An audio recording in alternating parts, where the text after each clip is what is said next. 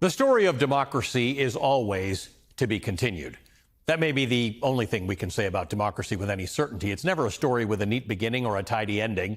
Democracy is often fragile, imperfect, and alive, a thing that must be nurtured and defended every single day. The presidential historian Jon Meacham captured that truth powerfully when he reminded us that democracy is a work in progress because we ourselves are a work in progress. Quote, "A democracy is the fullest expression of all of us. That is at once thrilling and terrifying. There was never a once upon a time in American history, and there's never going to be a happily ever after because it's us. It's a daily, hourly, weekly struggle to decide what rights do we want to enjoy and what responsibilities do we owe," end quote. And this week, we got an example of this. Not in America, by the way, in Brazil. In a watershed moment, Brazil's democratic institutions made history, and in doing so, sent a strong message across the equator. This is how you confront authoritarianism before it's too late. Brazil's Supreme Court voted 4-1 to convict the former president Jair Bolsonaro of plotting a military coup after losing the 2022 election. He was sentenced to more than 27 years in prison. It was the first time in Brazil's history that a coup leader will serve serious prison time. Imagine that. A democracy taking on a former president who tried to overthrow the will of the voters and winning. And consider who Bolsonaro was before he entered the race. After retiring from the army, never rising above the rank of captain, he spent decades in the legislature, known mostly for his vitriol. He once told a female opponent she was too ugly to rape. Another time, he said he'd rather have a dead son than a gay one. Especially alarming for Brazilians, he was openly nostalgic for Brazil's brutal military dictatorship, which ruled for 21 years, from 1964 to 1985. Backed by Washington in the name of fighting communism, that regime detained and tortured tens of thousands of citizens. Hundreds were murdered or disappeared. This was the period Bolsonaro openly longed for, declaring, "If a few innocent people die, that's all right." From the very beginning, Bolsonaro's prosecution was closely watched by Donald Trump and his administration. The two largest economies in the Western Hemisphere were on a collision course after Trump, in July, sent Brazil's government a letter demanding its Supreme Court end Bolsonaro's trial immediately. Trump feared Bolsonaro's conviction because it represents Trump's greatest fear, a blueprint for how democracy can hold strong men accountable. For Trump, Brazil is a mirror. The speed and force with which Brazil's institutions moved to crush the cancer of autocracy before it spread across its institutions is proof that democracy can prevail even in the face of relentless, violent assault.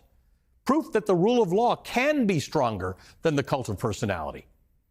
You can see why that would be profoundly upsetting for an aspiring dictator. At its core, this struggle centers on whether modern democracies can defend themselves against authoritarian strongmen, foreign or domestic. Entirely expectedly, Trump lashed out after the Brazilian ruling, saying that he was very unhappy with Bolsonaro's conviction, calling it a terrible thing, very terrible. Secretary of State Marco Rubio went even further, promising on X that the United States would respond accordingly to this witch hunt. But this campaign of American intimidation of Brazil for prosecuting Bolsonaro was already in full swing long before this week's verdict. Earlier this summer, Donald Trump slapped a 50% tariff on Brazilian exports, a warning shot that siding with democracy would come at a cost. Then came sanctions against several top Brazilian officials, including the Supreme Court Justice Alexandre de Moraes, who oversaw Bolsonaro's trial. Earlier this summer, Rubio imposed visa bans on most of Brazil's justices after Moraes ordered Bolsonaro to wear an ankle tag and banned him from giving interviews. And just last month, the U.S. Treasury sent a letter to Brazil's largest banks demanding to know what steps they were taking to comply with the American-imposed sanctions. These measures were imposed, by the way, under the Global Magnitsky Act, which is a tool reserved for war criminals and human rights abusers. As the New York Times reported, Trump's administration placed Justice Moraes on that same blacklist that is typically reserved for some of the world's worst human rights violators, including those who were involved in the brutal 2018 murder of the journalist Jamal Khashoggi and the architects behind China's persecution of its Uyghur minority. Think about that. The U.S. government is treating A judge in a democracy who is defending his country's constitution the same way it treats torturers and war criminals, all to bully Brazil into letting Bolsonaro walk free. Writing in the New York Times, Felipe Campante and Stephen Levitsky observed, in short, the Trump administration has sought to use tariffs and sanctions to bully Brazilians into subverting their legal system and their democracy along with it. In effect, the U.S. administration is punishing Brazilians for doing something Americans should have done but failed to: hold a former president accountable for attempting to overturn an election, end quote. Despite relentless attacks on its sovereignty and its economy, Brazil has refused to bend. By leading through example, its defiance showed the world the power of standing firm. The president, Luiz Inácio Lula da Silva, strongly denounced Washington's interference, and his poll numbers rose as a result.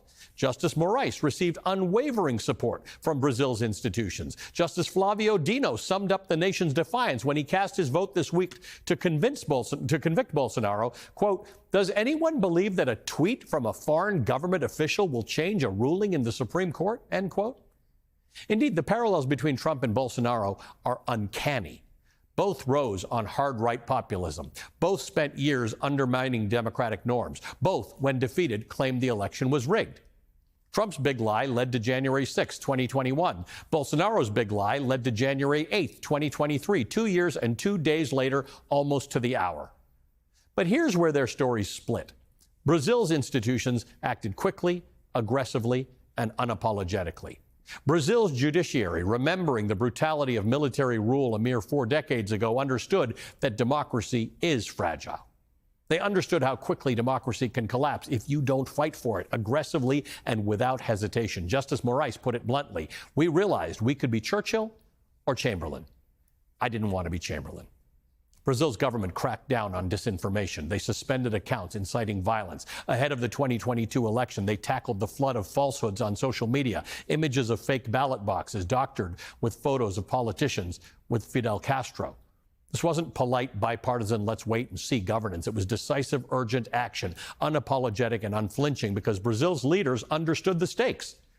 And when the January 8th attack came, the court wasted no time, barring Bolsonaro from office until 2030, indicting him within a year, and now convicting him to 27 years.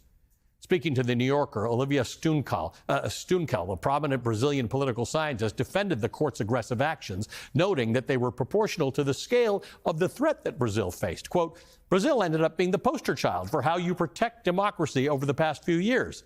The challenge is how to ensure that the court goes back to normal, because I think it's not healthy for any democracy to have the Supreme Court be a key political actor all the time," end quote.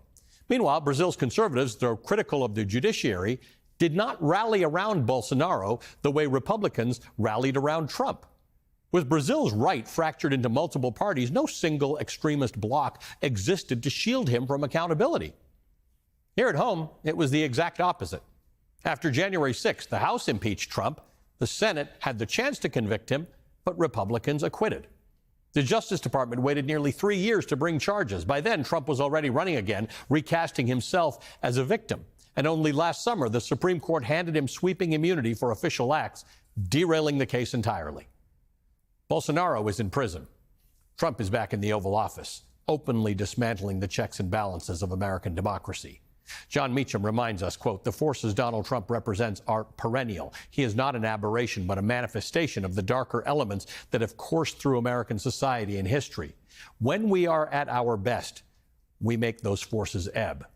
And when we're at our worst, they flow."